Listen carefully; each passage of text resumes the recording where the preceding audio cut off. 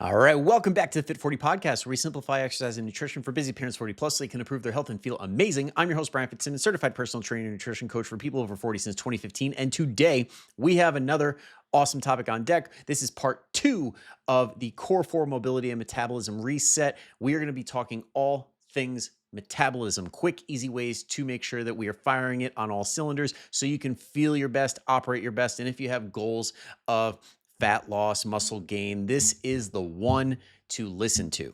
So, before we jump in, if you aren't already, make sure that you hit that follow or subscribe button wherever you are watching or listening so that way you do not miss another episode going forward, because every single Monday and Thursday, I'm going to be dropping awesome episodes like this every single week going forward. So don't miss out on all the great information, the motivation and inspiration to keep doing the things you know that you should be doing going forward. All right, now let's jump into it. So metabolism. What are the things that we need to focus on when it comes to our metabolism? Well, being that this is the core 4, I'm going to give you 4 really big things that help a ton. So the first 3 are PFC. If you've ever heard me talk about this, it is protein, fiber, and color. These are the core 3 things I teach my clients to eat at every single meal if possible. So if we can get these in the mix, usually you feel so much more full, you feel so much more energized throughout the day, and it makes hitting your goals so much easier. And when we get our number 4 on there, which is strength training, it's a recipe for success. When these things happen, it is so much harder to not hit your goals. So let's talk about it one by one. Number 1, protein. It's not as simple as, just eat protein.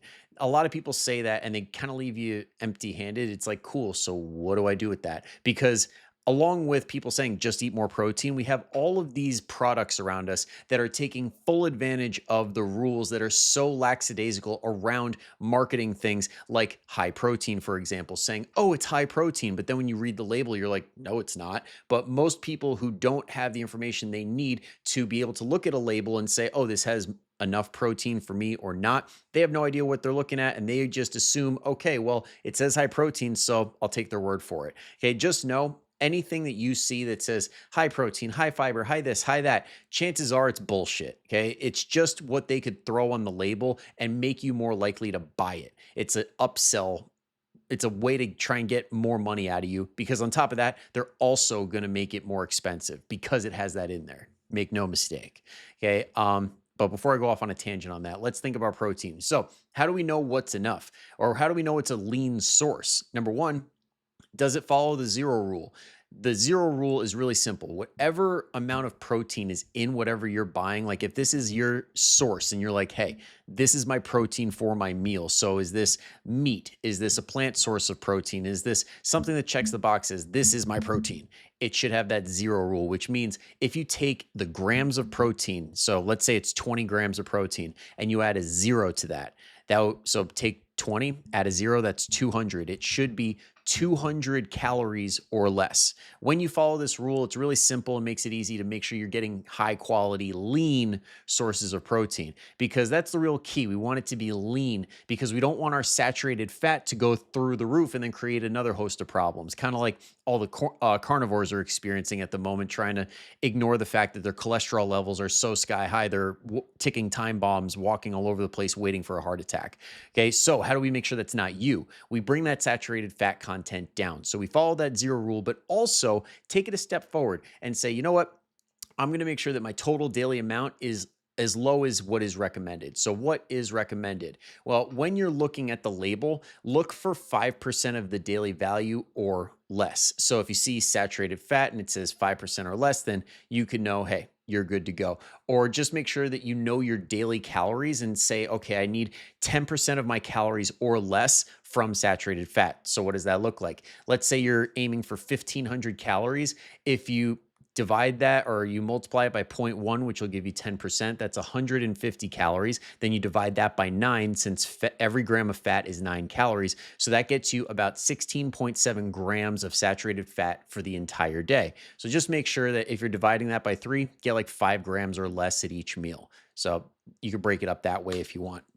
And last but not least, when it comes to protein, I want to talk about complete proteins, because you do need a complete protein source to absorb it properly to make the most out of it in your body. Now, most people don't really have to worry about this because if you're eating a variety of different protein sources, you are getting a complete protein source. If you're eating your meat as your primary protein source, you are getting a complete protein source. That's kind of the knock on plant protein sources versus animal meat protein sources.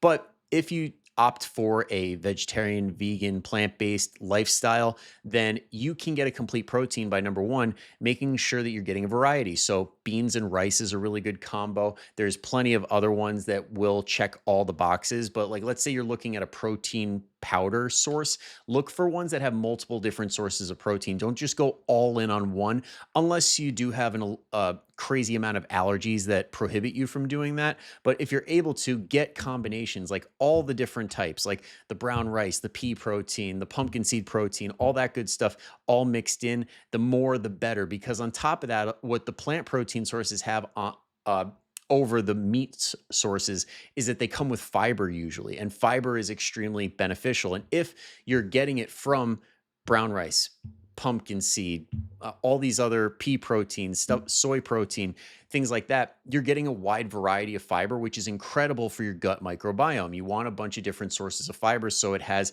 more members of of their military down in your gut, essentially. So let's bring it to number two, which is fiber. Look at that transition. I swear, totally unplanned.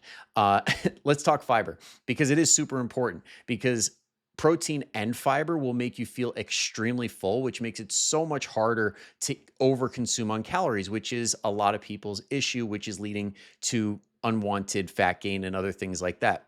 So we want plenty of fiber as well. I Let me back up for a sec. When it comes to protein, we want about zero point 0.7 grams per pound of body weight. Or if you have access to a scanner that tells you your lean body mass, try and get about a gram per pound of lean body mass. And then when it comes to fiber, we want somewhere in the ballpark of 10 to 14 grams per 1,000 calories, or you could just say 25 to 35 grams daily. So where are we going to get that from? There's 5 major sources of fiber. Number 1 is whole grains, 2 is legumes, 3 is nuts and seeds, 4 is fruit, and 5 is veggies. But problem with that, people have some fruit or some veggies and they're like, I got my fiber in, but they don't really know how much because fun fact, not all the sources I just listed have a ton of fiber in them. So let me paint the picture a little bit. If you wanted, say, 10 grams of fiber, you would say you were going for iceberg lettuce because that's a quick go-to where it's like, oh, I'm having a salad. I'm getting my fiber. I have plenty, right? No. To get 10 grams of fiber from like straight iceberg lettuce, you'd need about 10 to 15 cups. That's a lot, and that's not realistic. But when we talk about, say, raspberries, for example, you only need a cup and a half. So you got to understand, are you getting enough and are you eating enough to the point where you're satisfying your goals? And that lettuce needing to be that much to get your fiber, being that it also doesn't have that many calories in it, this could be extremely beneficial for increasing food volume. So being able to eat that much food on a calorie deficit can help you feel a lot more full because it's going to push against the inside lining of your stomach, which is going to send a signal to your brain that, hey, we have a lot going on down here. Let's stop. Let's pump the brakes. Let's not eat as much. So you can take advantage of the fact that it doesn't have that much fiber by eating more of it. Or like we can do with pretty much everything I'm about to say to get the best results, combine it all. Have the lettuce, have like your salad in the middle of the day, have your fruits in the morning, like your berries and apples, bananas, all that stuff that has higher amounts of fiber than, say, the lettuce does, and have your nuts and seeds or your legumes, like your beans and rice at like dinner time and stuff. If you have all of these going on, you're going to have a ton of awesome fibers in your gut, making sure your microbe gut microbiome, my God, is in a really good place with all of that. And along with that, you're going to get a bunch of other things, which are called micronutrients that come with all the things I just mentioned, because in these whole food sources that we get, it comes with a ton of micronutrients. And that brings us to our third thing, which is color, which gets us those micronutrients. Because, like I said, just having fruits and veggies doesn't guarantee you are going to hit your fiber goal. That's why we make fiber its own thing. But you want to make sure you get color on the plate, because you can get all your fiber from whole grains like breads and things like that. But if you don't have a lot of color going on, you're going to be missing out on a lot of things and possibly opening up to being in some sort of a deficiency. So let's make sure we patch that up and not have to deal with that by getting a fruit or a vegetable on the plate at every single meal. So if we can get protein, fiber, color for breakfast, lunch, and dinner, you'll be a-okay. Because when we include this color, we get those micronutrients that a lot of people miss out on, like potassium, vitamin E, and K and C, and also magnesium, that big one that we hear about when it comes to our sleep and stuff. So let's make sure that we check off all those boxes and we are firing on all cylinders when it comes to our metabolism doing its thing. And last but not least, we have our strength training, which is the beautiful bow on top of everything. Because when we strength train, number one, helps with insulin sensitivity. So if we have issues like that where we're pre-diabetic or full diabetic, then strength training can potentially help a lot with that. Next is it lowers your resting cortisol. So if you're worried about cortisol issues and you're not strength training, then start with that. Just start strength training. You might be surprised how much better you feel throughout the day. You also have better stress management, because nothing feels as good when you are stressed than lifting heavy things or slamming a medicine ball or doing these things that allow you to productively reduce your rage. It also lowers depressive symptoms when they see how people in studies how they improve when they have clinical depression and things like that. It can improve certain symptoms like anxiety, fatigue. It can boost self-esteem, and it could even help sleep quality. It'll also burn a lot more calories, because when you are strength training, you are burning a lot of calories using those muscles. But not only that, when you sleep better, you move more the next day, so you're burning more calories. When you feel better, you're more likely to do more things rather than when you feel crappy. So you're burning more calories that way, which means now we can eat more food while in a calorie deficit and still lose weight if that's your goal. So when it comes to like better body composition because of strength training, you're gonna lose mostly fat in a calorie deficit as opposed to like a bigger percentage coming from muscle. Because if you're maintaining or building muscle in a calorie deficit, it's pretty much all fat that you're losing. And along with that, there's less stress on your joints. You're able to burn that more body fat, and you're also able to build more muscle when you're in a calorie surplus or maintenance, because when you exercise, now it has somewhere to go. Your nutrients are being put to use much more efficiently towards this better body composition, rather than just sitting on your butt eating the right amount, but it's not necessarily fueling us in the right way because we're not exercising, giving it a reason to do the things that it should be doing. And last but not least, this is probably the most important thing when it comes to strength training, or really just exercising in any way, shape, or form. You're more likely to keep your results for life. It just across the board, when they survey people who have improved their physique, who have lost a ton of weight, and who have kept it off for a long time, not just a few months, like years, all of them consistently exercise across the board. So big case for strength training at the bare minimum, because you're also going to get things like a lot more physical independence that come with that. So, like when you're later in life, in your 70s, 80s, 90s, whatever that is, where most people start to lose that independence, now you're going to be one of those few that's able to keep up with their grandkids, who's able to do the things that people your age just are not able to do. And sometimes that's not due to their own, like, I'm not shaming them in any way. I'm just saying you can be one of the people who are not in that camp, who are able to enjoy things that some others may not be able to. All right. And then last but not least, I can't go without mentioning, to get the best results possible with boosting our metabolism to the max, but also maximizing the health benefits that come with all of this, is to include cardio. Because alone, cardio is really not a good fat burning or weight loss strategy in general. But with the health benefits that come with it, it can help a ton if those are your goals.